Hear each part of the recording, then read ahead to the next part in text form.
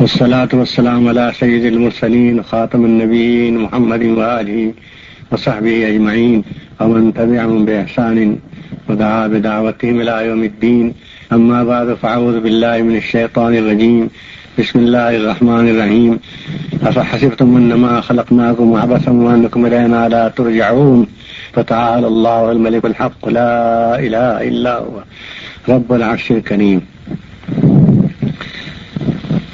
میرے معزز اور عزیز بھائیوں اور دوستوں، ہم وطنوں، دینی بھائیوں، وطنی بھائیوں اور انسانیت کے رشتے سے محبت اور تعلق کے رشتے سے ہمارے دوستوں اور عزیزوں،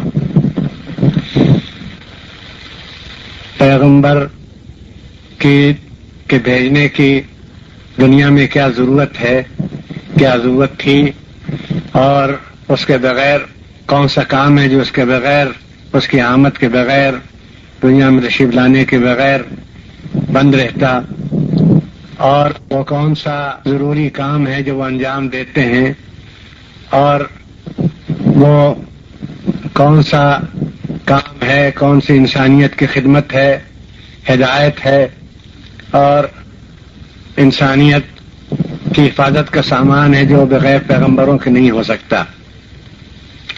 اس کے لیے میں صرف اسلامی لٹریچر، اسلامی معلومات، اسلامی کتابوں کے علاوہ دوسرے مذاہب کے کتابوں کے مطالعے سے بھی، اور تاریخ انسانیت، اصلاح اور دعوت کی تاریخ کے مطالعے سے بھی، اور دنیا میں جو ریفارمر گزرے ہیں ان کے بیانات، ان کی وضاحتیں اور ان کی ضرورت کا احساس پیدا کرنے کا جو انہوں نے طریقہ اختیار کیا، اس کے مطالعے کے باوجود میں پورے انسانی لٹریچر اور کتابی ذخیرے میں اور انبیاء علیہ السلام کی سیرتوں میں، اور انبیاء علیہ السلام ہی کی سیرتوں میں نہیں، اللہ کا درود و سلام ان پر اور ان کے آخری فرد اور سب سے افضل فرد محمد رسول اللہ صلی اللہ علیہ وسلم پر، کہ صرف پیغمبروں ہی کے حالات اور ان کے تذکرے کتابوں میں نہیں، مصلحین یعنی ریفارمرز اور انسانیت کے خدمت گزاروں اور انسانیت کے بچانے کا کام کرنے والوں کی تاریخ میں صرف اردو ہی میں نہیں بلکہ جن زبانوں سے میں واقف ہوں ان زبانوں میں میں نے اس سے بہتر کوئی مثال نہیں پائی، اس سے زیادہ صاف، واضح، دلنشین، عام فہم، عملی اور کامن سینس کو، عقل عام کو اپیل کرنے والی اور ایک بچے کی بھی سمجھ میں آ جانے والی مثال میں نے ابھی تک نہیں پڑھی۔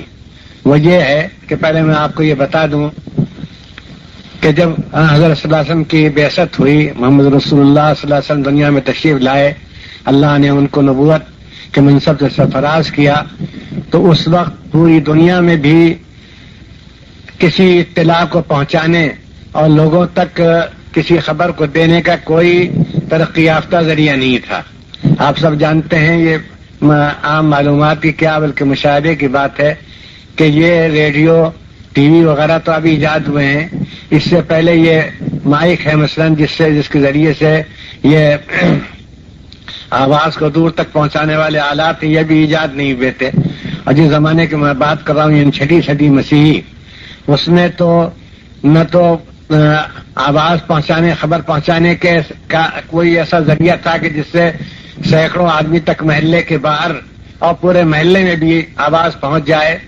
تو اگر بہت چھوٹا محلہ ہے، 4 گھروں کا محلہ ہے تو الگ بات ہے، کوئی چھت پہ کھڑے ہو کر کے آواز لگائے اور اعلان کرے کسی چیز کا، کسی خطرے کا اعلان کرے تو یہ الگ بات ہے، ہمارا سامنے کا یہ گاؤں ہے۔ لیکن اگر کوئی بڑی بستی ہو، بہت بڑا محلہ ہو، تو اس محلے کے آخری حدود تک چاروں طرف آواز پہنچانے کا بھی کوئی ذریعہ نہیں تھا۔ اور اخبارات کا تو کوئی ذکر ہی کیا، اخبارات تو بہت تھوڑی مدت پہلے سے نکلنا شروع ہوئے ہیں۔ پریس کی ایجاد اور پریس کے ذریعے سے چیزوں کا چھاپنا اور دوسروں تک پہنچانا، گھر گھر پہنچا دینا، تو یہ تو بالکل اس زمانے کی بات ہے۔ تو حضرت صلی اللہ علیہ وسلم جب مبعوث ہوئے تو اللہ تبارک تعالیٰ نے آپ پر ایک آیت نازل فرمائی وہ یہ ہے کہ اعوذ باللہ من الشیطان الرجیم وانذر عشیرتک الاقربین. اے محمد رسول اللہ صلی اللہ علیہ وسلم، آپ اپنے خاندان والوں کو، بس قبیلے والوں کو، سب آپ ہی کا قبیلہ تھا، قریش کا قبیلہ آپ کا قبیلہ تھا، ان کو اللہ کی قدرت سے، اللہ کے جلال سے، اللہ کے معاملے سے جو اپنے بندوں کے ساتھ کرتا ہے اور کر سکتا ہے اس سے ڈرائیے، ان کو خبردار کیجیے کہ خدا سے ڈریں اور خدا کو راضی کرنے کی کوشش کریں اور آدمیوں کی طرح مطیع و فرما بردار بندوں کی طرح وفادار بندوں کی طرح زندگی گزاریں. یہ آپ پر آیت نازل ہوئی. اب کیا ذریعہ تھا اس کا پہنچانے کا؟ تو میں عرب کی تاریخ کا طالب علم بھی رہا ہوں اور استاد بھی رہا ہوں. اس زمانے میں عرب قبائل میں، یعنی پورے جزیرۃ العرب میں ایک عرف کنونشن جیسے ہوتا ہے، ایک سوچی سمجھی بات تھی جو سمجھوتا تھا، ایک عرف تھا، ایک گویا جیسے محاورہ ہوتا ہے، اس طریقے سے ایک دستور و محاورہ تھا کہ جب کوئی دشمن کہیں گھات میں ہو اور وہ اچانک حملہ کرنے والا ہو اور کسی کو اس کا پتہ چل جائے کہ فلاں دشمن فلاں پہاڑ کے عقب میں، فلاں پہاڑ کے پیچھے چھپا ہوا ہے اور کسی کو خبر نہیں، اس کو پتہ چل جائے، تو اس کا طریقہ یہ تھا. یہ گویا اس زمانے کی ایک ٹریڈیشن تھی، ایک روایت تھی کہ نہ اخبار تھے، نہ ریڈیو تھا، نہ اتنی کسی کی اونچی آواز ہوتی تھی کہ وہ شہر کے آخری کنارے تک پہنچ جائے. تو اس وقت کا طریقہ یہ تھا کہ پہاڑ پر، کسی پہاڑ کی چوٹی پر، پہاڑ جگہ ہوتے ہیں اور پہاڑ نہیں ہوتے تو ٹیلے ہوتے ہیں یا کوئی بہت اونچے مکانات ہوتے ہیں، تو پہاڑ کی چوٹی پر کھڑا ہو جائے. اور ایک اس زمانے کا محاورہ تھا، وہ کیا تھا؟ واہ صباحاؤ، یا صباحاؤ، خطرہ ہے، خطرہ ہے، دیر از ڈینجر، دیر از ڈینجر. بہت ہی ایک وہ کرائسس ہے. یہ اس زمانے کا ایک سوچا سمجھا طریقہ تھا. اور جیسے محاورہ ہوتا، عرف ہوتا ہے، وہ ایک رواج تھا. اس میں کسی کو سمجھانے بتانے کی ضرورت نہیں تھی کیا کہا گیا، کیوں کہا گیا. اس آواز کو سنتے ہی سب لوگ سب کام چھوڑ کر جمع ہو جاتے تھے، اور پھر نہ کوئی کھانا کھا سکتا تھا اور نہ کوئی سو سکتا تھا، نہ کوئی بات کر سکتا تھا. یہاں تک کہ وہ لوگ کہ جو کسی چیز کو کوئی اہمیت نہیں دیتے اور کچھ بھی شور مچ جائے، قیامت کا شور مچے، کچھ ہنگامہ ہو جائے، فساد ہو جائے، وہ گھر سے نہیں نکلتے، وہ بھی نکل آتے تھے. یہ ایک سوچی سمجھی بات تھی جو معلوم نہیں کتنے 100 برس سے اور کم سے کم 50-60 برس سے کب سے یہ بات چلی آ رہی تھی. تو آپ نے اس میں کوئی حرج نہیں تھا اور ہر چیز بری نہیں ہوا کرتی اگر وہ قرآن حدیث میں نہ ہو. تب بھی اگر اس میں کوئی خرابی نہ ہو، اس میں کوئی خطرہ نہ ہو، اس میں کسی کا کوئی نقصان نہ ہو، اس میں کوئی خدا کی نافرمانی نہ ہو، تو اس کے اختیار کرنے سے کوئی حرج نہیں ہے. یہ بھی سمجھ لیجئے. یہ بھی بعض مسلمانوں کو غلط فہمی ہوتی ہے کہ ہم یہ کیسے کریں. تو اللہ کا محبوب پیغمبر، سب سے بڑا پیغمبر، آخری پیغمبر، اس نے کسی سے کام لیا. اور آپ کوئی صفا کی چوٹی پہ چلے گئے، اور آپ میں سے کئی بھائی ایسے ہوں گے قابل رشک جنہوں نے حج کیا ہوگا، حج سے مشرف ہو چکے ہوں گے، وہ صفا و مروا کو جانتے ہوں گے. اسی صفا و مروا کی سڑک کے پاس ایک پہاڑی تھی. اب وہ بہت کٹ گئی اور بہت نیچی ہو گئی، لیکن سن 47 جب ہماری حاضری ہوئی تھی یہیں رائے بریلی سے، ہم گئے تھے اپنے خاندان کے ساتھ، میں گھر کے کچھ اپنے عزیزوں کے ساتھ. تو اس وقت تک بھی وہ اچھی خاصی بلند تھی اور ہم جایا کرتے تھے. وہاں کتب خانہ تھا، لائبریری تھی، وہاں جا کر بیٹھتے تھے، پڑھتے تھے. تو آپ کوئی صفا کی چوٹی پر تشریف لے گئے اور وہاں سے آپ نے یہ نعرہ لگایا، واہ صباحا یا صباحا، خدا خیر کرے، خدا خیر کرے، خطرہ ہے، خطرہ ہے. اب دو باتیں جمع ہو گئیں. یہ بات تنہا نہیں تھی بلکہ جوائنٹ ڈینجر سے ہوتا ہے، الارم، وہ جوائنٹ الارمنگ تھی کہ ایک طرف تو وہ نعرہ لگایا. اچھا، یہ عربوں کا اس وقت تک کا تجربہ تھا، ان کی ٹریڈیشن اور روایت تھی کہ وہ ایک تو جھوٹ عام طور پر نہیں بولا کرتے تھے. یہ تاریخ کا ایک ہسٹوریکل فیکٹ ہے. تاریخ میں یہ بات سب مانتے چلے آ رہے ہیں کہ عربوں میں اور جتنے عیب ہو، بت پرستی ہو، لڑکیوں کو زمین میں دفن کرتے ہیں، لیکن جھوٹ بولنے کے عادی نہیں تھے. اور یہ ان کا جتنی ان کی شاعری ہے، پوئٹری ہے، ان کا لٹریچر سب سے ہی معلوم ہوتا ہے. ایک تو جھوٹ نہیں بولتے تھے، دوسرے اس موقع پہ کوئی جھوٹ نہیں بولتا تھا. یعنی کسی خامخواہ کے لیے، لوگوں کو ڈرانے کے لیے نعرہ لگا دے کہ دشمن ہے، دشمن ہے، دشکر چھپا ہوا. یہ بالکل وہاں کے مزاج کے، رواج کے اور دستور کے خلاف تھا. ایک بات یہ تھی کہ یہ نعرہ خود جگہ دینے والا، جھنجھوڑ دینے والا، پریشان کر دینے والا اور دوڑا دینے والا ہے. دوسری بات یہ کہ یہ آواز کس کی آئی تھی؟ آواز تو پہچان لی جاتی ہے. یہ آواز اس کی آئی تھی، اس کو تمام عرب کے لوگ الصادق الامین کہتے تھے، سچا اور امانت دار. تو آپ تو چھوٹے چھوٹے معاملے میں بھی لوگوں کا تجربہ تھا کہ آپ استغفر اللہ غلط بیانی سے خلاف واقعہ بات نہیں کہتے تھے، غلط بیانی سے کام نہیں لیتے تھے. اور عربوں نے، یہاں تک کہ مخالفوں نے اور دشمنوں نے بھی آپ کو الصادق الامین کا خطاب دیا تھا. اور جو کچھ ہم آپ کے عقیدے سے اختلاف کرتے ہوں، آپ کی بات مانتے ہو نہ مانتے ہو، مگر اس میں شک نہیں کہ آپ سچے ہیں. آپ سے کبھی کوئی جھوٹی بات، خلاف واقعہ بات سنی نہیں گئی. اب دو باتیں جمع ہو گئی. ایک تو یہ کہ پہاڑ کی چوٹی سے کوئی آواز دے رہا ہے، اور یہ وہ نعرہ ہے جس کبھی غلط طریقے پر لوگوں کو ڈرانے کے لیے، دھوکہ دینے کے لیے، مذاق اڑانے کے لیے کبھی نعرہ لگایا نہیں گیا. یہ عرب کی تاریخ میں ایک واقعے کا بھی ثبوت نہیں ملتا کہ یہ نعرہ لوگوں کو ڈرانے کے لیے اور بیوقوف بنانے کے لیے لگایا گیا. ہر ملک کے کچھ روایات ہوتی ہیں، کچھ مسلمہ اصول ہوتے ہیں. تو یہ عربوں کے مسلمہ اصول میں تھا کہ اس میں مذاق نہیں کرتے تھے. اور دوسری یہ آواز کس کی ہے؟ یہ اس کی ہے جس کو چھوٹے چھوٹے معاملے میں بھی کبھی خلاف واقعہ بات کہتے اور جھوٹ غلط بات کہتے سنا نہیں گیا. تو اب کیا کسر رہ گئی تھی؟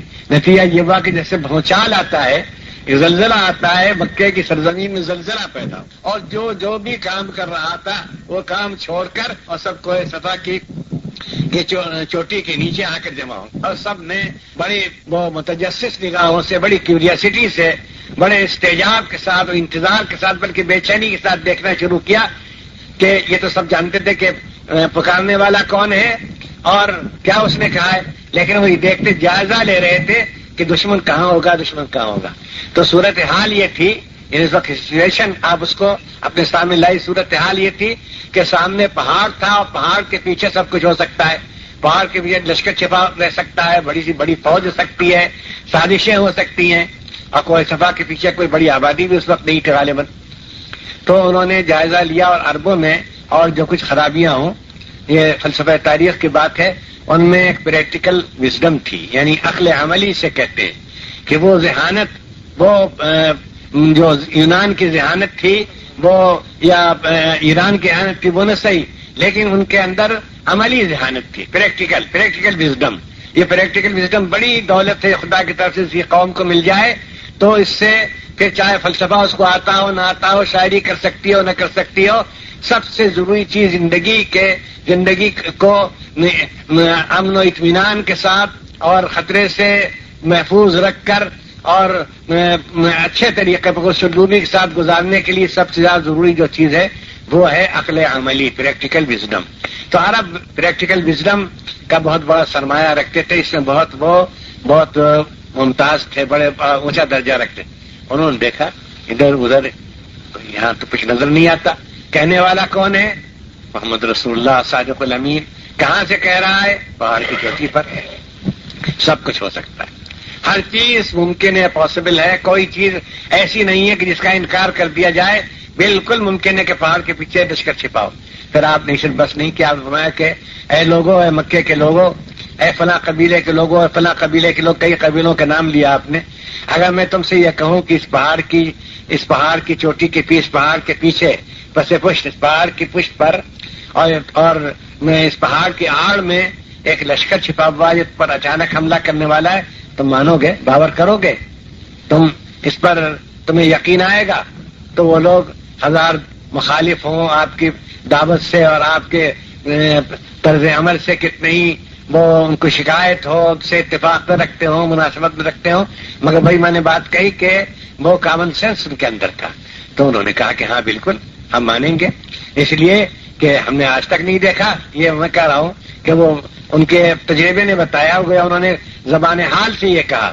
بہت سی باتیں زبان حال سے کہی جاتی، زبان حال سے کہی. تو کسی جھوٹے آدمی نے بھی ایسا یہ نعرہ نہیں لگایا کہ واہ سباؤ یا سباؤ کہہ دیا، اور نہ کہیں لشکر، نہ کوئی خطرہ، کچھ نہیں، اور مذاق کیا، واہ واہ واہ بیوقوف ہو جاؤ، گھر جاؤ، کچھ نہیں ہے. یہ آج تک نہیں ہوا. تو ایک تو ایسا کبھی ہوا نہیں، اور دوسرے یہ کہ صورتحال کیا ہے کہ آپ پہاڑ کی چوٹی پر کھڑے ہوئے ہیں، اور تیسری بات یہ ہے کہ ہم پہاڑ کے پیچھے دیکھ نہیں رہے اور آپ دیکھ رہے ہیں. تو انہوں نے کہا بے شک ہم مانیں گے اور آپ صادق فہمین ہیں. فرمایا اگر میں تم سے یہ کہوں کہ اس پہاڑ کے پیچھے ایک لشکر چھپا ہوا ہے تو تم باور کرو گے, یقین کرو گے؟ بے شک ہم یقین کریں. تو فرمایا کہ وہ لشکر نہیں, تمہارا دشمن تمہارے اندر ہے, تمہارا دشمن تمہارے باہر نہیں ہے, پہاڑ کے پیچھے نہیں چھپا ہوا, تمہارے اندر چھپا ہوا ہے. یہ تمہیں یہ نہ معلوم ہونا کہ اس دنیا کو کس نے پیدا کیا ہے, دنیا کا خالق کون ہے, کریٹر کون ہے. تمہیں یہ نہیں معلوم کہ پیدا کرنے والے نے دنیا کس مقصد کے لیے پیدا کی ہے. تمہیں یہ نہیں معلوم کہ وہ کیا چاہتا ہے, کس چیز کو پسند کرتا ہے, کس چیز کو پسند نہیں کرتا. تمہیں یہ خیال نہیں معلوم ہے تو تم اس پر عمل نہیں کرتے ہو, تم اس کا کچھ خیال نہیں کرتے, اہمیت نہیں دیتے کہ وہ کس بات سے ناراض ہوتا ہے, کس بات سے راضی ہوتا ہے. یہ تمہاری جو تمہارا طرز زندگی ہے اور یہ جو تمہارا چلن ہے اور تمہارا وہ ہے رواج ہے, یہ سب سے بڑا دشمن ہے. تم کس دشمن سے ڈر رہے ہو؟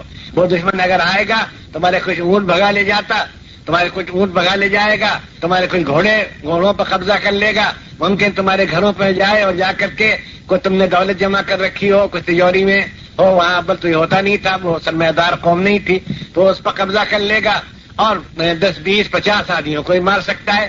لیکن جو دشمن تمہارے اندر ہے, تمہارے دلوں کے اندر ہے, تمہارے گھروں کے اندر ہے, تمہارے اخلاق کے اندر ہے اور سب سے بڑھ کر تمہارے عقائد کے اندر ہے, وہ ایسے 10 لشکروں اور 50 دشمنوں سے زیادہ خطرناک ہے. وہ کیا ہے کہ تم اس دنیا میں آئے لیکن تمہیں یہ خبر نہیں کہ کس نے بھیجا تم کو, تمہیں یہ خبر نہیں کہ وہ کیا, اس کی صفات کیا ہیں, وہ کتنی بڑی قدرت رکھتا ہے, وہ کتنے اس کے پاس سزا دینے کے کتنے اس کے پاس اس کا سامان ہے. وہ ایک کلمہ کن فیکون سے کہ کن ہو جا, وہ اس ساری دنیا کو الٹ پلٹ کر رکھ سکتا ہے. سب طے کر کے یہ پوری جو دنیا کی بساط ہے, فرش بچھاوت سب کو لپیٹ کر رکھ سکتا ہے. وہ چاہے تو پہاڑوں کو سرنگوں کر دے اور دھسا دے, اور چاہے تو زمین سے پہاڑ نکال دے, چاہے دریاؤں کو سمندروں کو خشک کر دے, اور چاہے سوتے بہا دے اور سوتے نکال دے اور دریا پیدا کر دے, اور وہ چاہے معزز لوگوں کو ذلت دے اور ذلیل لوگوں کو معزز کرے, وہ سب کر سکتا ہے. تو سب سے بڑی خطرناک بات, تم کس دشمن سے ڈر رہے ہو؟ تمہارے اندر خود وہ دشمن ہے جو اس دشمن سے 1000 درجے زیادہ خطرناک ہے. تم اس دنیا میں آئے, کھا پی رہے ہو, اس کا دیا وہ رزق کھا رہے ہو اور اس کی دی ہوئی زندگی سے فائدہ اٹھا رہے ہو اور عیش کر رہے ہو, اور تمہیں اس نے آنکھیں دی, بصارت دی, سماعت دی اور ذائقہ دیا اور ہاتھ پاؤں چلانے کی طاقت دی, اور پھر تم تلوار بھی چلا سکتے ہو, چلاتے رہتے ہو, جنگیں بھی کرتے ہو, اتنی بھی طاقت دی تم کو, اور تمہیں اولاد دی اور تمہاری نسل کو بڑھا رہا ہے, سب کچھ دے رہا ہے, مگر تم کو یہی پتا نہیں کہ یہ دنیا کس کی بنائی ہوئی ہے, کہاں جانا ہے, ہمیں ہمیشہ یہاں رہنا ہے کہ کہیں جانا ہے, اور جانا ہے تو ہمیں کس چیز سے ہمارا کس چیز سے سامنا ہوگا, ہمیں کیا جواب دینا ہے. وہاں اعمال کے متعلق پوچھا جائے گا, سب سے پہلے عقائد کے عقیدے کے متعلق پوچھا جائے گا, تم کس پر عقیدہ تم اس دنیا کے بنانے والے کو ایک سمجھتے تھے, 10 اور 50 اور 100 ہزار جیسے کہ ہندوستان کے لوگ, یونان کے لوگ سمجھتے تھے, استاد سمجھتے تھے. وہاں عقیدہ توحید کے متعلق سوال ہوگا, وہاں ایمان بالرسالت, پیغمبروں پر ایمان لانے کے متعلق سوال ہوگا, وہاں ایمان بالآخرت کے متعلق سوال ہوگا کہ دنیا کے بعد پھر ایک زندگی ہے, وہاں جزا و سزا ہے, وہاں دوزخ اور جنت ہے. تو یہ سب تمہیں کچھ خبر نہیں, نہ تمہیں اس کی فکر ہے, اور تم زندگی گزار رہے ہو. تو اس دشمن سے 50 گنا زیادہ, 100 گنا زیادہ, یہ اس دشمن سے ڈرنے کی ضرورت ہے. یہ آپ نے طریقہ اختیار فرمایا, اور اس سے بہتر سمجھانے کا طریقہ تو میں ایک تعلیم کا تجربہ رکھنے والے انسان کی حیثیت بھی کہتا ہوں کہ میری اتنی زندگی تدریس پڑھنے پڑھانے شروع ہوئی, اور پھر میں مختلف یونیورسٹیوں میں گیا اور دوستان سے باہر بھی جاتا رہتا ہوں, کہ اس سے زیادہ کامن سینس کو اپیل کرنے والی, اس سے زیادہ ایک غبی سے غبی, کن ذہن سے کن ذہن آدمی کو بھی سمجھانے والا طریقہ اس سے بہتر ہو ہی نہیں سکتا. کہ ایک ان کے سامنے ایک منظر آ گیا کہ ایک شخص پہاڑ پہ کھڑا ہے, اور سچا ہے, امانتدار ہے, چھوٹے چھوٹے معاملے میں جھوٹ نہیں بولا, خلاف واقعہ بات نہیں بیان کی, اور وہ کہہ رہا ہے کہ لشکر اس کے پیچھے چھپا ہوا, تو بالکل ہوگا. اب اس کے بعد آپ نے اس کو الٹ کر, جب اس کو یعنی اس اوپر سے اتار کر, جو سمجھیے کہ اوپر سے اتار کر ان کے دماغ تک پہنچا دیا. ابھی تو پہاڑ کی بات تھی, اب زمین کی بات ہو گئی, اب ان کے گھروں کی بات ہو گئی, ان کی زندگیوں کی بات ہو گئی. تو اس میں تو اب کچھ کوئی پہلی بجھانے والی باقی نہیں رہی. اب یہ پہلی نہیں رہی, ابھی تو مشاہدہ بن گیا, آبزرویشن سے ہم آپ کو دیکھ رہے ہیں, آپ ہمیں دیکھ رہے ہیں.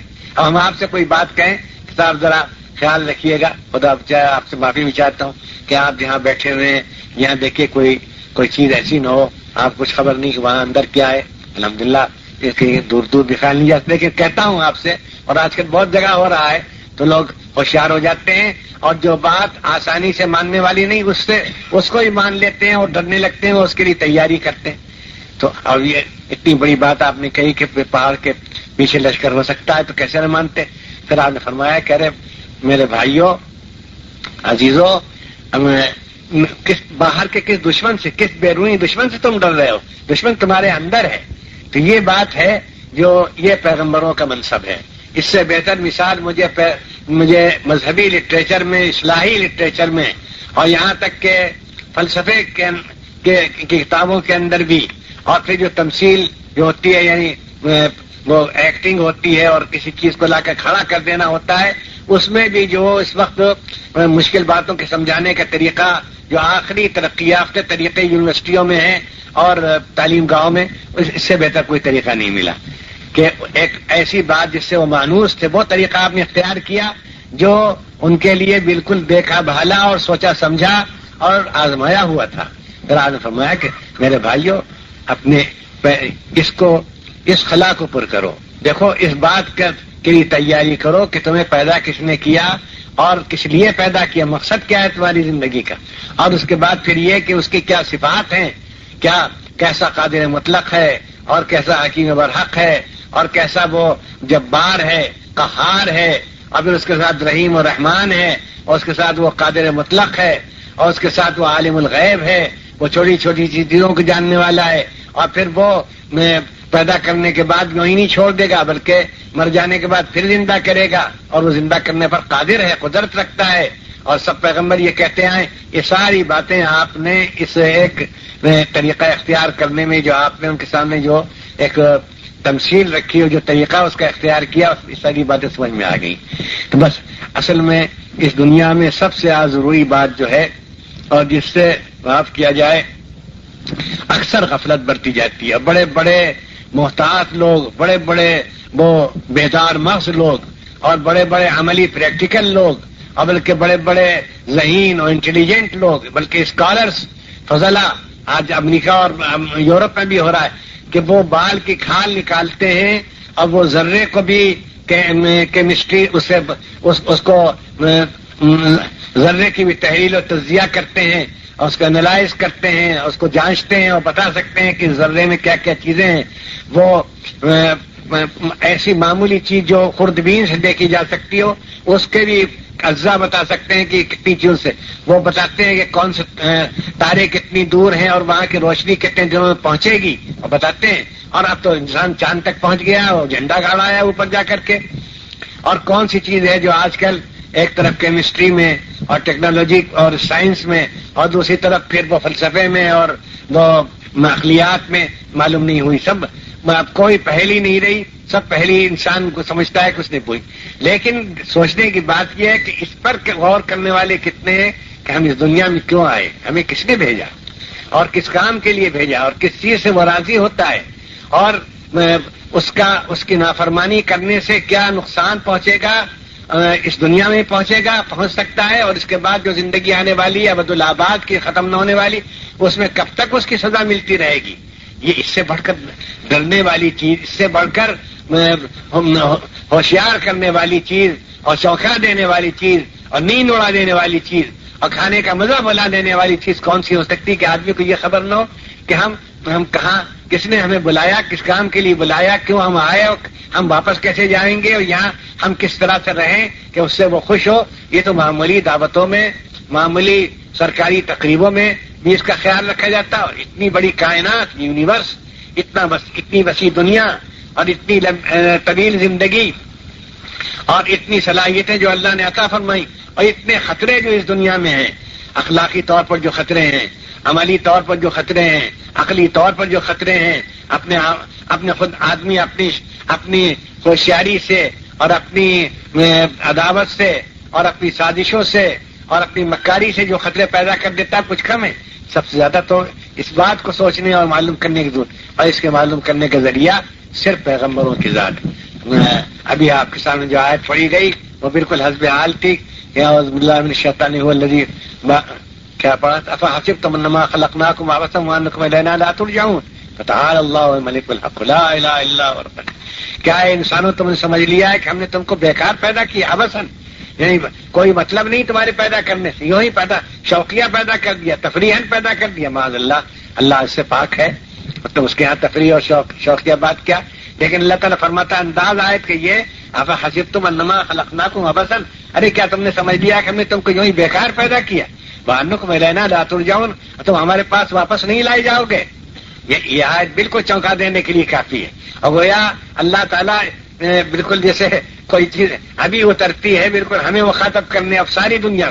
اور میں یہ کہتا ہوں یہ آیت بالکل امریکہ کے بڑے سے بڑے ترقی یافتہ مرکز میں، بڑے سے بڑے سائنٹیفک، سب سے بڑے پولیٹیکل جو دنیا قوموں کی قسمتوں کا بظاہر فیصلہ کرتے ہیں بیٹھے ہوئے وہاں وائٹ ہاؤس میں بیٹھ کر، اور وہ عراق کا فیصلہ کر رہے ہیں اور الجیریا کا فیصلہ کر رہے ہیں اور لیبیا کا فیصلہ کر رہے ہیں، اور ادھر روس کے یہ جو پورا علاقہ ہے اس کے متعلق بہت منصوبے بنا رہے ہیں کہ یوں ہونا چاہیے، اور ان کی بات چل رہی ہے. ان کو بھی سنانے کی بات ہے کہ افحسبتم، اے امریکہ کے دانشوروں، اے امریکہ کے لال بجکڑوں، اے امریکہ کے جن لوگوں نے اپنے کو قسمت کا، انسانوں کی قوموں کی قسمت کا مالک سمجھ لیا ہے، یہ بھی تم نے غور کیا کہ افحسبتم انما خلقناکم عبثا، کیا تم نے سمجھا کہ ہم نے تم کو یوں ہی بیکار پیدا کیا؟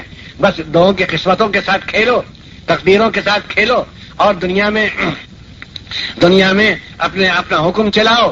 اور تم یہ نہیں سوچتے کہ تمہارا پیدا کرنے والا تمہارے اوپر جو حکم چلائے گا وہ کیا ہوگا، تمہارے اخلاق کیسے ہیں، تمہارا کردار کیا ہے، تمہارا کیریکٹر کیا ہے، تم کتنا خدا سے ڈرتے ہو، تم کتنا دوسری زندگی کے لیے تیار ہو. یہ اس کو نہیں سمجھتے. اس کے لیے ایک بڑی اچھی مثال میں نے کتاب میں پڑھی تھی، کسی ٹیکسٹ بک میں، کسی کتاب میں، اور میں نے اس کو کئی مرتبہ سنا ہے، لیکن وہ اس سے بہتر مثال ملتی نہیں، اس سے سیری نہیں ہوتی. میں آپ کو وہ بھی سنا دوں کہ ایک مرتبہ اسکول کے کچھ لڑکوں نے وہ پکنک پر گئے، تفریح پر گئے، بادل گھرا ہوا تھا اور ٹھنڈی ہوا چل رہی تھی، اور دریا بھی موج پر تھا، ان کی طبیعت بھی موج پر تھی. اور وہ ایک پارٹی نکلی، ایک کلاس کے طالب علم ہوں گے، اسٹوڈنٹ ہوں گے، یا کئی کلاسوں کے ہوں، چلو بھائی تفریح کریں. اب تفریح کرنے کے لیے نکلے تو انہوں نے ایک کشتی ناؤ لی، کرائے پر لی، بھائی ذرا ہمیں سیر کرانا. ہم تو بہت اچھا بٹھا لیا ان کو. اب وہ لڑکے خاموش تو بیٹھ نہیں سکتے، اب کشتی پر، اور آپس میں تو بات کرتے ہی رہتے تھے، تو اب یہاں بھی آپس میں بات کریں تو کیا کچھ مزہ نہیں. انہوں نے اس کو نشانہ بنا لیا کشتی والے کو. اس سے پوچھا کہ میاں چچا یہ بتا کہ تمہاری کیا عمر ہے؟ انہوں نے کہا کہ 30 سال کی ہوگی. اچھا، کہو بھائی تم نے کچھ پڑھا لکھا بھی ہے؟ اس نے کہا نہیں پڑھا لکھا تو کچھ نہیں. کہا نہیں ہے، تم نے وہ جیوگرافی تو پڑھی ہوگی، اس لیے کہ تمہیں تو معلوم ہونا چاہیے کہاں کشتی لے جاؤ گے، کون سا علاقہ کس طرف ہے، اور ادھر کیا ہے ادھر کیا ہے، جیوگرافی تو پڑھی ہوگی. وہ کہنے لگا کہ یہ کسی آدمی کا نام ہے، کسی آدمی کا نام ہے یا کسی جانور کا نام ہے، کس کا نام ہے جیوگرافی؟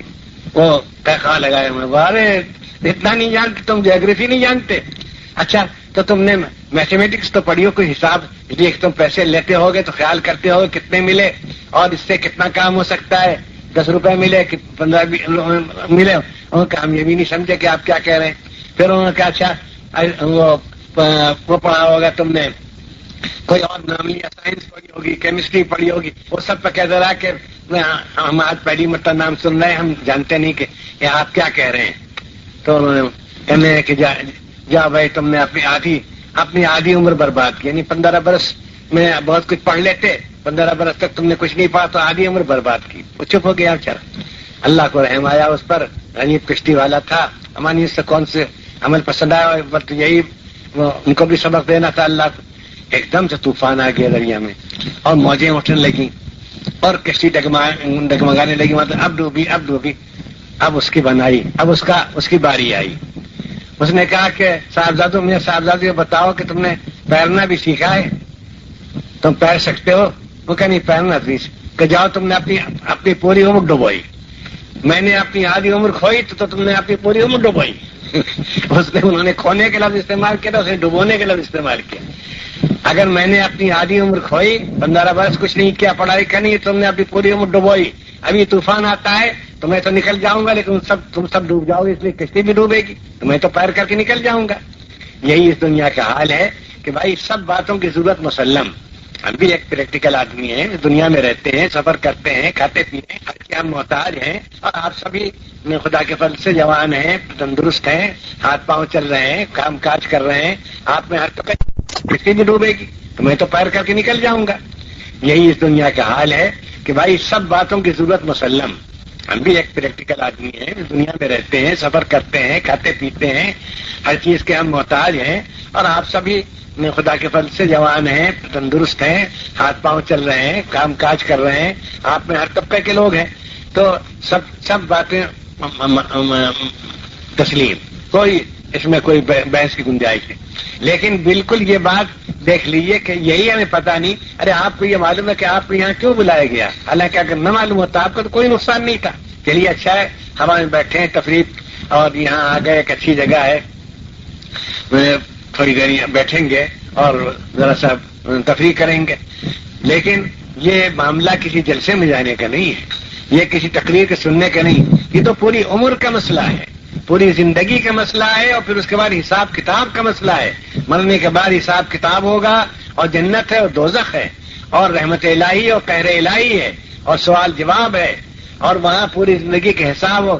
کہو تم نے زندگی کیسے گزاری، کس کے قانون کے، کس کے حکم کے مطابق گزاری، تم نے اپنے پیدا کرنے والے کو پہچانا یا نہیں، تم نے اس کو مانا یا نہیں، تم نے اس کو اس کی پرستش، اس کی عبادت کی کہ نہیں، تم نے انسانوں کے حقوق العباد ادا کیے کہ نہیں، تم نے اس کی احتیاط کی اور شرافت کی زندگی گزاری کہ تم نے نفسانیت کی زندگی گزاری، حیوانیت کی زندگی گزاری. یہ سب سوال ہوں گے. تو یہ معامہ جو ہے، یہ اس معاملے کے حل کرنے والے تنہا پیغمبر ہیں، خدا کے پیغمبر ہیں. یہ ساری دنیا کی تاریخ، ساری دنیا کا لٹریچر، ساری دنیا کی تجربہ گاہیں، ساری دنیا کی ذہانت، ساری دنیا کے حکماء وقلا سب ایک طرف جمع ہو جائیں، اس سے انکار نہیں کر سکتے کہ یہ پہلی تو کسی کے بجھانے والی نہیں ہے کہ یہ دنیا کس نے بنائی، کیوں بنائی، کب تک رہے گی، اور یہاں کیا کرنا چاہیے اور کیا نہ کرنا چاہیے، اور یہاں اس کے بعد کیا ہونے والا ہے اور کہاں جانا ہے، اور وہاں کیا چیز کام آئے گی. اس دنیا کا پیدا کرنے والا، ہمارا بنانے والا کس چیز سے راضی ہوتا ہے، کس چیز سے ناراض ہوتا ہے، ثواب کی بات کیا ہے، گناہ کی بات کیا ہے. یہ اس کو صرف خدا کے پیغمبر بتا سکتے ہیں اور اللہ کی تعلیم سے بتا سکتے ہیں. اور یہ ہے پیغمبروں کی شان، یہ پیغمبروں کا مقام ہے. پیغمبروں کا کہنا چاہیے کہ ان کا عمل، فنکشن اور ان کا وہ کردار ہے جو صرف پیغمبر ادا کر سکتے ہیں کہ یہ کائنات کا معمہ، کائنات کی پہلی بجھائیں اور اس دنیا میں رہنے کا طریقہ بتائیں، اور اس دنیا کے پیدا کرنے والے کی صفات سے متعارف کرائیں، آشنا بنائیں. کیا شروع سے دیکھیے، الحمدللہ رب العالمین الرحمن الرحیم مالک یوم الدین ایاک نعبد و ایاک نستعین اہدنا الصراط المستقیم، سب کچھ کہہ دیا گیا. تو اس لیے دنیا چاہے کتنی ترقی کرے، اور چاہے دولت کتنی بڑھ جائے، اور چاہے راحت اور تعیش اور لذت کا سامان کتنا فراوانی سے پیدا ہو جائے، سائنس کتنی ترقی کرے، اور علم حیات اور فلکیات، یہ اسٹرانومی وغیرہ کتنی ترقی کرے، اور کتنے ایٹم بم اور ایٹمک انرجیز اور کیا کیا چیزیں ایجاد، سب اپنی جگہ پر. مگر یہ بات اپنی جگہ پر ہے کہ اس کا حل کرنے والا کوئی، اس کی رہنمائی کرنے والا کوئی نہیں ہے کہ اس دنیا کا پیدا کرنے والا کون ہے اور کیسا ہے. وَلِلَّهِ الْأَسْمَاءُ الْحُسْنَىٰ فَادْعُوهُ بِهَا. اللہ تعالیٰ بھی صفات بیان کرتے ہیں، کمثلہ شیء وہ السمیع البصیر، اس کا جیسا کوئی نہیں، اور وہ سننے والا اور جاننے والا ہے. وہ کس چیز سے ناراض ہوتا ہے، وہ کس چیز سے خوش ہوتا ہے، انعام دیتا ہے. قوموں کی ترقی، قوموں کی اقبال مندی، قوموں کی خوشحالی کے کیا آسمانی وہ ہدایات ہیں، اور افراد کی خوشحالی، افراد کے سکون قلب، افراد کی خوش قسمتی کے کیا اسباب ہیں. یہ سب ایک وقت میں صرف پیغمبروں کی تعلیم سے معلوم ہوتا ہے. اور جب کبھی پیغمبروں کی تعلیم سے اعراض کیا گیا، اس کی طرف سے وہ بے نیازی برتی گئی، اس کو اگنور کیا گیا، اس کو حقارت سے دیکھا گیا، تو وہ قومیں تباہ ہو گئی. ان کا اللہ تعالیٰ بیان کر رسول یہدوننا بشر یہدوننا، بڑی بڑی ترقی یافتہ قوموں نے کہا یونان کے یہ انسان چلے ہم کو ہدایت کرنے، ہمارے پاس کیا، ہمارے پاس ادب و شاعری کا ذخیرہ کم ہے، ہمارے پاس فلسفہ و حکمت کا سامان کم ہے، ہماری کی ذہانت کچھ کم ہے، یہ ہم کو راستہ بتانے آئے. وہ قومیں تباہ ہو گئیں. آپ دنیا کی تاریخ پڑھیے کیسی کیسی، یہ رومت الکبریٰ، یہ رومن امپائر کیوں تباہ ہوئی ہے، پوری پوری تاریخ ہے. وہ گیون کی کتاب ہے decline and fall of the Roman empire, ساسانیوں کی سلطنت اور ان کا امپائر جو تھا، ان کی شہنشاہی کیوں ختم ہوئی، انہی بدعمالیوں سے، خدا فراموشیوں سے، اور انسان دشمنی سے، اور غرور سے، اور تکبر سے، اور فرحوا ما عندهم من العلم. اللہ فرماتا ہے وہ لوگ خوش ہو گئے جتنا ان کے پاس علم تھا اس پر اترانے لگے، اسی وقت مست ہو گئے کہ بس ہمیں کوئی ضرورت نہیں. پھر کیا ہوا کہ وہ اللہ تعالیٰ نے ان کو پکڑا، کوئی ایسی چیز انہوں نے اپنے غرور میں ایسی بات کی جو خدا کے غضب کو بھڑکانے والی ہے، خدا کا عذاب لانے والی ہے. ساری دنیا کی تاریخ بتاتی ہے کہ جب عقائد خراب ہوئے، اخلاق خراب ہوئے، اعمال خراب ہوئے، تو ساری دولت کے باوجود، ساری حکمت کے باوجود، اور ساری کتب خانوں کے باوجود، کتابی ذخیرے کے باوجود، اور ساری ذہانت، ایسی ذہانت کہ وہ آسمان کے تارے توڑ کر لائیں اور اس کے بال کی کھال نکالیں، اور اس کے بعد پھر موٹی موٹی باتیں نہیں جانتے تھے کہ ہمارا پیدا کرنے والا کون ہے، کس لیے پیدا کیا، اور کس طرح اس کی عبادت ہوتی، کس بات سے وہ راضی ہوتا ہے. اس لیے وہ راستہ انہوں نے چھوڑ دیا جس راستے سے یہ علم حاصل ہو سکتا تھا، اور وہ راستہ تنہا صرف پیغمبروں کا راستہ ہے. پہلے دن سے دنیا کی پیدائش سے لے کر آدم علیہ السلام وعلم آدم الاسماء كلها ثم عرضهم على الملائكة فقال انبئوني باسماء هؤلاء كنتم صادقين قالوا لا علم لنا. حضرت آدم کو وہ علم دیا جو فرشتوں کو نہیں تھا. فرشتوں نے ہاری مان لی، کہا کہ ہم نہیں جانتے. اس وقت سے لے کر پھر فرشتوں کا معاملہ فرشتوں کا ہے، اس کے بعد سے عقلاء کا معاملہ، فلسفیوں کا معاملہ، دانشوروں کا معاملہ، ذہین انسانوں کا معاملہ، قانون بنانے والوں کا معاملہ، حکومت کرنے والوں کا معاملہ، سب ہے کہ پیغمبروں کی ہدایت سے، پیغمبروں کی تعلیمات سے، آسمانی کتابوں سے بے نیازی نہیں. اور آپ لوگ بڑے خوش نصیب ہیں. اللہ تعالیٰ کا جتنا بھی شکر کریں کم ہے کہ اللہ نے آپ گھر بیٹھے دولت عطا فرمائی. آپ کہیں لینے نہیں گئے تھے، آپ کہیں عرب نہیں گئے تھے دین قبول کرنے کے لیے، کلمہ پڑھنے کے لیے. اللہ نے آپ کے خاندان میں دولت رکھی تھی، اور آنکھ کھولی آپ نے تو دیکھا گھر میں نمازیں پڑھی جا رہی ہیں، کلمہ پڑھا جا رہا ہے، اللہ کا نام لیا جا رہا ہے، پیغمبروں کے واقعات سنائے جا رہے ہیں. الحمدللہ. اب اس دولت کو قائم رکھنے اور اس کو بڑھانے، قائم ہی رکھنے نہیں، بڑھانے کی بھی ضرورت ہے. بس یہ اس لیے اب یہ دار عرفات یہ بیچارہ ایک جزیرہ چھوٹا سا یہ کیا کر سکتے، لیکن اگر طلب ہو اور قدر ہو تو یہاں سے بڑی روشنی مل سکتی ہے. آپ لوگ کبھی آئیں، یہاں جو کتابیں آپ سیرت کا مطالعہ ضرور کریں. ٹھیک ہے، ہمارے ہندوستان میں سیرت کی ایسی ایسی کتابیں لکھی گئی ہیں کہ عرب رش کرتے ہیں، اور ہمیں معلوم ہے ان سے رابطہ رہتا ہے کہ وہ کہتے ہیں جتنا صرف ہو آپ ان کا عربی میں ترجمہ کرائیے. اور ایک ہمارے استاد، ہمارے محترم، ہمارے ادارے کے بڑے سرپرست مولانا سید سلیمان ندوی رحمۃ اللہ علیہ، انہوں نے خطبات مدراس کے نام سے کچھ خطبے دیے تھے مدراس میں، انگریزی میں بھی وہ کیا گلوریس پرافٹس یا کیا ایسی کتاب جی کیا آئیڈیل پرافٹس، وہ انگریزی میں بھی ہے، عربی میں اس کا ترجمہ ہوا تو لوٹ گئے وہاں عرب کے لوگ پڑھنے والے کہ اللہ اکبر، اس طرح سیرت کو پیش کیا ہے. ایسے ہی اور آسان کتابیں بھی ہیں، رسول رحمت ہے، نبی پیغمبر نبی رحمت ہے، رسول رحمت کیا انسانیت ہے. اور یہ کتابیں ہماری مجلس تحقیقات منشیات اسلام نے کئی کتابیں شائع کی ہیں، وہ یہاں آپ کو ملیں گی. لیکن آپ وقت نکالیں، کبھی آئیں، صرف مطالعے کے لیے آئیں. اور ابھی ہمارے عزیز بھائی مدرابی صاحب نے جو اعلان کیا کہ ہر مہینے ایک یہاں کسی خطبے کا اعلان کیا، انتظام کیا جائے گا، اس کو میں آپ شریک ہوں، اس کو اٹینڈ کریں آپ.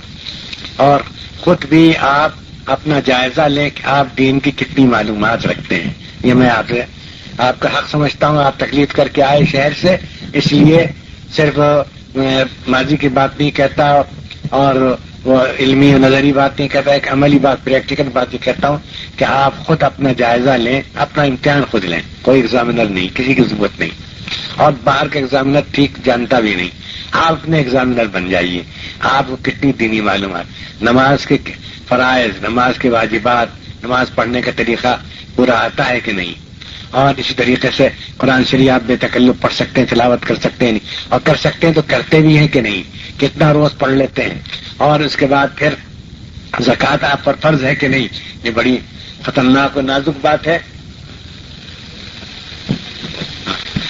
یہ بڑی نازک بات ہے کہ زکوٰۃ فرض ہو اور آپ کو مسئلہ ہی نہ معلوم. اور پھر اس کے بعد سب سے زیادہ ضروری بات یہ کہ اپنے بچوں کو آپ تیار کریں. آپ کو تو خدا کے فضل سے وہ زمانہ مل گیا، یعنی آج سے 20 برس پہلے کا 15 برس پہلے پھر بھی غنیمت. اب جو زمانہ ہے وہ زمانہ تو ایسا ہے کہ نئی نسل کو بالکل اسلام سے بے بہرا نہیں، اسلام کو حقیر سمجھنے والا، اسلام سے نفرت کرنے والا بنانے کی پوری کوشش کی جا رہی ہے. اس کا بڑا سائنٹیفک اور بڑا وہ ایک سمجھیے کہ مکمل اور متوازن وہ نظام بنایا گیا ہے، کورس کے ذریعے، ریڈیو کے ذریعے، ٹی وی کے ذریعے، پریس کے ذریعے اور تصویروں کے ذریعے. تو اس میں آخری بات یہ ہے کہ اپنے بچوں کی دین سے واقف ہونے کی فکر کریں، اور گھروں میں اپنے گھر کی اپنی بیویوں سے، اپنے گھر کی خواتین سے آپ تاکید کریں کہ وہ پیغمبروں کے قصے ان کو سنایا کریں. ہم نے اپنے بچپن سے ابراہیم علیہ السلام کا قصہ سنا کہ تب بت توڑے انہوں نے، بت پرستی سے نفرت ہوئی، گھن آنے لگی کہ بت ایسی چیز ہے کہ ابراہیم علیہ السلام نے اس کے ساتھ یہ معاملہ کیا. اور اب وہ زمانہ آ رہا ہے کہ اس کا اندیشہ ہے کہ بت پرستی سے نفرت نہیں، بت پرستی میں خدا نخواستہ کہیں ان کو کچھ خوبی نظر نہ آنے لگے، اس لیے کہ وہ ہندو میتھالوجی پڑھائی جاتی ہے، اور وہ دیومالا، اور وہ رام جی ایسے تھے، اور کرشن جی ایسے تھے، اور گنیش جی ایسے تھے، اور یہ کر سکتے تھے، اور یہ کرتے تھے. یہ اس وقت بہت ہوشیار ہونے کی ضرورت ہے. آپ اپنے گھروں میں ایک تو مسجد مکتب قائم کرنے کی کوشش کیجیے. بے شک آپ اپنے لڑکوں کو سرکاری اسکولوں میں بھیجیے، انگلش میڈیم اسکولس میں بھیج سکتے ہیں، لیکن ان کے لیے کوئی وقت مقرر کیجیے. تو کسی مولوی کو، کسی پڑھانے والے کا وقت لیجیے کہ وہ آئے اور ان کو اردو سکھائے، اور پھر اتنا ایسی اردو بتا دے اور عربی کے قاعدہ 2 پڑھا دے کہ وہ قرآن شریف پڑھ سکیں، کچھ صورتیں ان کو یاد ہوں، اور نماز کی ترکیب ان کو معلوم ہو کہ یہ قیام ہوتا ہے، رکوع ہوتا ہے، سجود ہوتا ہے، کس وقت کی نماز کتنی رکعت ہے، یہ تو ان کو. اور پھر کفر و توحید و شرک کا فرق ان کو معلوم ہو، اور کفر و ایمان کا فرق ان کو معلوم ہو. یہ اگر نہ ہوا تو بڑے خطرے کی بات ہے. یہ آئندہ نسل منی کہاں جائے گی؟ اور یہ پھر اگر خدا نخواستہ یہ اگر اس نے اسلام کا راستہ چھوڑ دیا تو دنیا کی بادشاہی مل جائے، سلطنت مل جائے، ہیچ ہے اس کے سامنے. سب سے بڑی ضرورت تو یہ ہے کہ ان کا ایمان سلامت رہے، اور یہ اللہ رسول کو پہچانتے ہوں اور ڈرتے ہوں، اور آخرت کا ان کو خیال ہو، اور ان کو طاعت اور گناہ کا فرق معلوم ہو. سب سے بڑھ کر یہ کہ توحید اور شرک کا فرق معلوم ہو، اور کفر و ایمان کا فرق معلوم ہو، اور حلال و حرام کا فرق معلوم ہو. بس میں اس سے زیادہ وقت نہیں لوں گا کہ آپ کو دور جانا ہے. یہ ہے کہ یہ پیغمبروں پر اللہ کے درود و سلام ہو، سب سے بڑے محسن انسانیت کے، سب سے اللہ کے بعد قسم کھا کر آدمی کہہ سکتا ہے جس کی تاریخ پر نظر ہے، قوموں کے کردار پر، ان کے ساتھ جو خدا کا معاملہ وہ اس پر نظر ہے. اور جو اس وقت حالت ہو رہی ہے، خود ہمارے ملک کی جو حالت ہو رہی ہے کہ نہ اخلاق ہے کوئی، نہ خدا کا ڈر ہے، نہ انسان کی عزت ہے، نہ پیسہ ملے سب کچھ کرنے کے لیے تیار، پیسے کے پجاری، اور رشوت کے بھوکے، اور رشوت کے شکاری. یہ سخالت ملک کی ہو رہی ہے، اور اس کا علاج صرف یہ تھا کہ خدا اور رسول کو پہچانتے اور آسمانی تعلیمات سے واقف ہوتے. تو اگر ہمارا کسی اور پر بس نہیں چلتا تو اپنے اوپر تو کچھ ہمیں اختیار ہے ہم اپنے لیے بھی ضروری بنیادی معلومات ہم حاصل کریں اور اپنی آئندہ نسل کی فکر کریں، مکاتب قائم کریں، مدارس قائم کریں. خدا کا شکر ہے انجمن تعلیم دین یہاں جو ہے وہ کچھ کام کر رہی ہے، اور اس کے ذمہ دار شاید یہاں بھی ہوں، ان کے ساتھ تعاون کیجیے، جا بجا مکتب اور مدرسے قائم کیجیے، اور اپنے بچوں کو دینی تعلیم دلانا کھانے پینے سے اور ان کے علاج سے اور عید کے کپڑوں سے زیادہ ضروری سمجھیے. بس میں اس بات پر ختم کرتا ہوں. دعا فرمائیے کہ اللہ تعالیٰ ہم کو ہدایت دے، ہم کو اپنے پیغمبروں کے مقام سے آشنا اور ان کے پہچاننے والا بنائے، اور ہمیں ان کی عزت، ان کا احترام، ان کی قدر اور ان کی دی ہوئی نعمت کے شکر کی توفیق عطا فرمائے، اور ہمیں اسلام پر قائم رکھے اور ایمان پر دنیا. حضرات، اب آپ سماعت فرمائیں حضرت مولانا کی ایک دوسری تقریر جو 12 ربیع الاول کے مبارک موقع پر لکھنؤ ریڈیو اسٹیشن سے نشر کی گئی. مولانا سید ابو الحسن علی ندوی کی تقریر سماعت فرمائیے جو اس مبارک موقع پر خصوصیت کی حامل ہے. بسم اللہ الرحمن الرحیم. سامعین کرام، میں اپنی آج کی گفتگو حالی کے شعر سے شروع کروں گا جو بالکل واقعے کی تصویر ہے کہ بہار اب دنیا میں آئی ہوئی ہے، بہار اب دنیا میں آئی ہوئی ہے، اس وقت دنیا کی لگائی ہوئی ہے. دنیا کی تاریخ اس کی تصدیق کرتی ہے کہ 6 صدی مسیحی میں انسانی نسل مجموعی طور پر اپنی زندگی کا استحقاق بلکہ جواز کھو چکی تھی. یعنی وہ اپنے خلاف خود شہادت دے چکی تھی اور خدا کی عدالت میں مقدمہ پیش کر چکی تھی کہ اب ہمیں دنیا میں زندہ رہنے کا حق نہیں ہے اور ہم کوئی تعمیری کام انجام نہیں دے سکتے. صورتحال یہ تھی کہ ایک مشہور انگریز مورخ رابرٹ بی فالٹ کے بقول، جس نے اپنی کتاب میکنگ آف دی ہیومینٹی میں لکھا ہے کہ رومی اور ایرانی تمدن اور اس وقت کی دنیا کی تہذیب ایک سڑی ہوئی لاش کی طرح تھے جو جس کی عفونت برابر بڑھتی جا رہی تھی اور اس کی سڑائیں پھیل رہی تھی.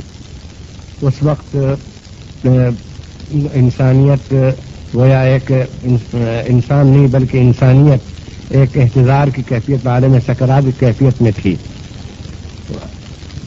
دنیا میں یا تو وہ لوگ تھے کہ جو حکومت کر رہے تھے، عیش پرست تھے، یا وہ لوگ تھے جو خلوتوں میں، غاروں کی تنہائی میں، پہاڑوں کی چوٹیوں پر جا کر بالکل گوشہ نشین ہو گئے تھے اور انسانیت کے مستقبل سے مایوس تھے. کہیں کہیں اگر کوئی اصلاح کی آواز یا صورتحال کی تبدیلی کی کوشش کی کوئی آواز سننے میں آتی تھی تو ان لوگوں کی حیثیت ایسی تھی جیسے برسات کی اندھیری رات میں جگنو، کہیں کہیں جگنو کی روشنی نظر آئے. اس وقت ایرانی، رومی اور جو لوگ دنیا کے اس وقت قسمتوں کے مالک، دنیا کی قسمت کے مالک بن گئے تھے، وہ اپنے اپنے کام میں، اپنی حکومتوں کی توسیع میں یا ایک دوسرے پر حملوں اور فتوحات حاصل کرنے میں مصروف تھے. کوئی ایسی اصلاحی کوشش کہ جو دنیا کے مستقبل نہیں بلکہ حال پر بھی کچھ اثر انداز ہو سکتی، وہ کہیں نظر نہیں آ رہی تھی. ایسی حالت میں اللہ کی رحمت نے اور اللہ کی جو اپنی مخلوق کے ساتھ اللہ کا جو تعلق ہے اور اس کا جو اس کو خیال اور اس کے ساتھ اس کے رحمت کا معاملہ ہے، اس نے تقاضا کیا کہ اس صورتحال کو تبدیل کیا جائے. اس کے لیے محمد رسول اللہ صلی اللہ علیہ وآلہ وسلم کی بعثت ہوئی اور آپ نے اس وقت اس مشکل کام کو جو دنیا کی پوری تاریخ میں اور دنیا کی پوری تہذیب میں اور تمام اصلاحی کوششوں کی روداد اور اس کے ریکارڈ میں اس سے بڑھ کر اس سے زیادہ مخالف نامساعد حالات میں کوئی ایسی کوشش شروع نہیں کی گئی تھی. آپ نے انسانیت کی قسمت جگانے کی کوشش شروع کی. حالت یہ تھی کہ نہ انسانوں میں خدا شناسی باقی رہی تھی، صحیح خدا شناسی باقی رہی تھی، نہ خدا ترسی، خدا کا خوف باقی رہا تھا، نہ انسان دوستی باقی رہی تھی. تو آپ نے ایک طرف خدا شناسی اور خدا ترسی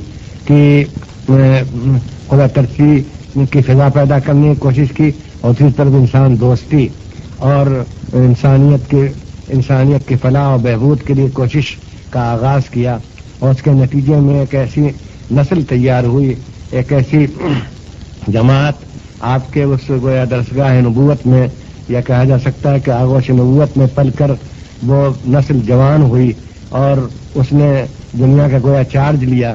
یہ الفاظ میں پوری ذمہ داری کے ساتھ عرض کر رہا ہوں کہ اس نے پوری دنیا کا چارج لیا، اور وہ نسل ایسی تھی کہ جیسے کہ جس کے متعلق میں اس سے زیادہ بہتر الفاظ میں نہیں کہہ سکتا، جو کیٹانی نے اپنی کتاب تاریخ عالم میں، جرمن مؤرخ کیٹانی نے اپنی کتاب تاریخ عالم میں لکھا ہے کہ چشم فلک نے ایسی جماعت نہیں دیکھی تھی. ان لوگوں نے اپنے تمام راحت و آرام کو، اپنے تمام مقاصد کو، اپنے اہل و عیال کو، یہاں تک کہ اپنے اہل و عیال کو اور اپنی زندگی کے جو طبعی تقاضے ہیں، پیدائشی تقاضے ہیں، ان سب کو فراموش کر کے انہوں نے دنیا کو ایک دوسرے راستے پر چلانے کی کوشش کی، اور اس میں ان کو اس درجے کامیابی حاصل ہوئی کہ وہ آج تک اس کے اثرات باقی ہیں. دنیا میں ایک نئے دور کا آغاز ہوا، نئے دور کا کلی طور پر ہماگیر طریقے پر آغاز ہوا، جس میں خدا کی صحیح معرفت بھی تھی، خدا کا خوف بھی تھا، خدا کی صفات کو اور اس کا اس عالم سے جو تعلق ہے اور انسانوں کا، اس کی مخلوق کا اس سے جو تعلق ہونا چاہیے، اس کا بھی احساس تھا، اس کا بھی اقرار تھا، اور اس کے ساتھ انسانوں کی فکر بھی تھی. اور انسانوں کی فکر اپنی صحت، اپنی راحت، اپنے اہل عیال سے زیادہ تھی. دنیا میں در حقیقت اس فساد، عالمگیر فساد اور بگاڑ کے زمانے میں ایسی ہی جماعت کی ضرورت تھی جو دنیا کی فکر کو، انسانیت کے مستقبل کی فکر کو، اس کو اثرن و تعمیر کرنے اور صحیح رخ پر ڈالنے کی فکر اور کوشش کو اپنی ذاتی اور اپنے کنبے اور اپنے خاندان، اپنے اہل عیال کی راحت و آرام اور ان کے مستقبل کی تعمیر پر ترجیح دے. یہ اسی چیز کی دنیا میں کمی تھی، اور اسی چیز کو بعثت نبوی نے، بعثت محمدی نے پورا کیا. ایک امت وجود میں آئی، اور جیسا کہ قرآن مجید نے ان مہاجرین سے کہا تھا جو چند سو کی تعداد میں مکہ معظمہ سے مدینہ طیبہ منتقل ہوئے تھے، اور جن کے متعلق خود ہی اطمینان نہیں تھا کہ یہ مدینہ ان کو برداشت کر سکے گا، اور وہاں کے جو باشندے تھے وہ ان کو گوارا کر سکیں گے. ان کو حکم دیا کہ وہ ایک نئے معاشرے کی تشکیل کریں، ایک نئی جماعت بنائیں، اور ان کو جن کے متعلق یہ معلوم نہیں تھا کہ وہ اپنی جانوں کی بھی حفاظت کر سکیں گے، بہت بلند الفاظ میں اور بڑی بلند سطح سے خطاب کیا اور کہا الا تفعلوه تکن فتنة فی الارض وفساد کبیر. اے جماعت مسلمین، اے جدید، اے اللہ کے دین کو، اسلام کو قبول کرنے والے مٹھی بھر انسانوں، اگر تم نے اپنا ایک نیا معاشرہ نہیں بنایا اور اپنی ایک نئی وحدت، ایک نئی اکائی قائم نہیں کی، اور تم نے ایک نیا عہد اپنے مالک سے اور خالق سے اور اپنے نبی سے اور اپنے دین سے نہیں کیا کہ تم دنیا سے فساد کو ختم کرو گے اور دنیا میں خدا ترسی اور خدا شناسی اور انسان دوستی کا سبق دنیا کو دو گے، تو تکن فتنة فی الارض فساد کبیر، تو دنیا میں بہت بڑا فتنہ برپا ہوگا اور بڑا بگاڑ پھیلے گا. ان لوگوں کی تعداد، ان لوگوں کے امکانات اور وسائل کو دیکھتے ہوئے اتنی بڑی ذمہ داری ان پر ڈالنا اور اتنی اونچی سطح سے ان کو خطاب کرنا عام انسان کے سمجھ میں نہیں آ سکتا. لیکن چونکہ اللہ کو ان سے کام لینا تھا، ان میں وہ جوہر پیدا ہو گئے تھے اور وہ توانائی اور وہ عزم ان کے اندر پیدا ہو گیا تھا کہ وہ انسانیت کے غم میں گھلے چلے جا رہے تھے، اور وہ انسانیت کی حفاظت کو، انسانیت کے نئے مستقبل کی تعمیر کو اپنے ذاتی مستقبل و خاندانی مستقبل پر ترجیح دے رہے تھے. وہ اس کے مستحق تھے کہ ان سے یہ کہا جائے. انہوں نے اس پر عمل کر کے دکھا دیا کہ اس مٹھی بھر جماعت نے دنیا میں ایک انقلاب عظیم برپا کر دیا.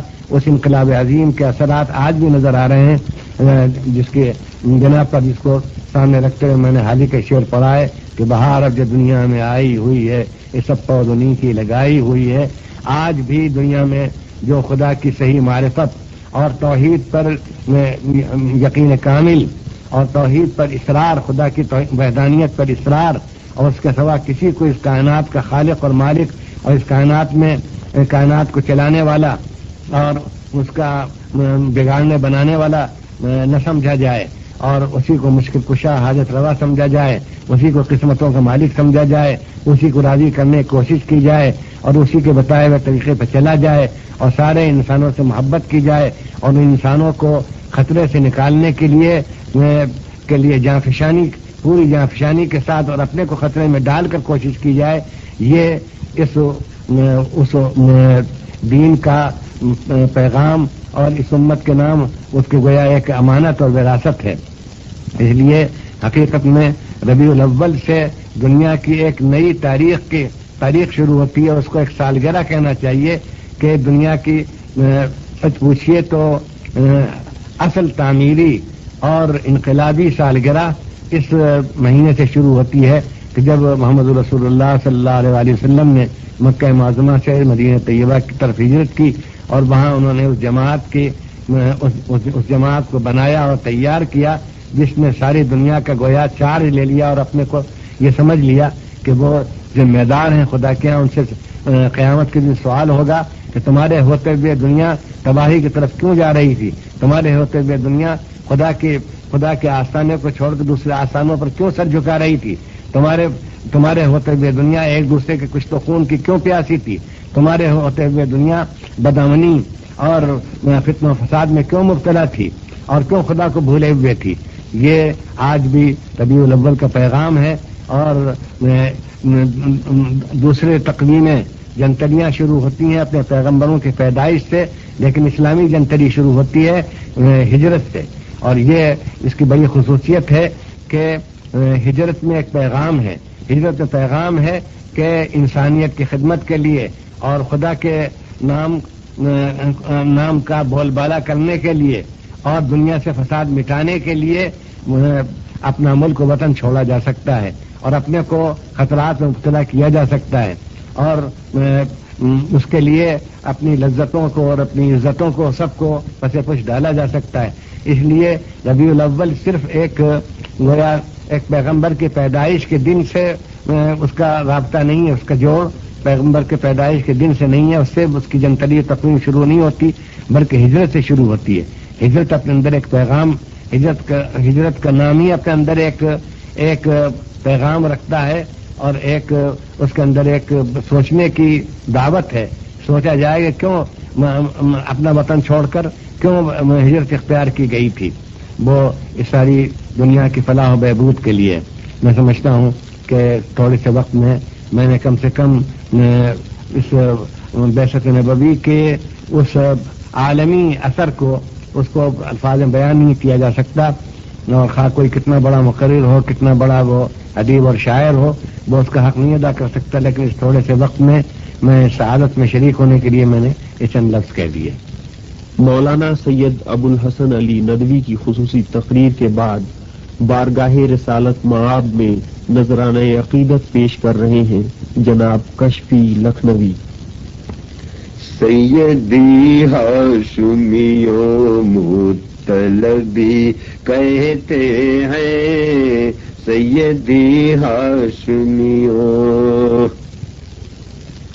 سیدی ہاشمیوں مطلبی کہتے ہیں، میرے سرکار کو مکی مدنی کہتے ہیں، میرے سرکار کو مکی مدنی کہتے ہیں، سیدی ہاشمیوں مطلبی کہتے ہیں۔